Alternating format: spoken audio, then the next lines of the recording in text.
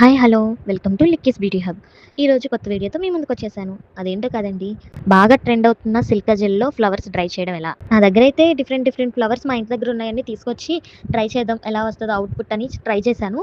ఒక three different flowers తీసుకొచ్చి నేను ఈ సిల్కా జెల్లో పెట్టాను.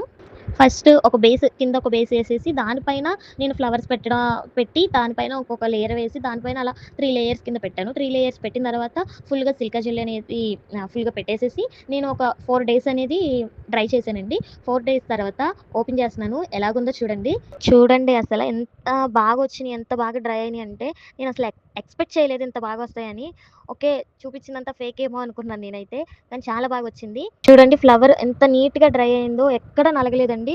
కొంచెం చామంతి పువ్వు అనేది అది కొంచెం డెలికేట్గా ఉంటుంది కదా, రేఖ చిన్నగా ఉంటాయి కదా, అది కొంచెం రేఖ అనేది ఊడుతుంది. కానీ మనం చాలా జాగ్రత్తగా తీసుకుంటే మంచిగా పర్ఫెక్ట్గా ఉంటుందండి.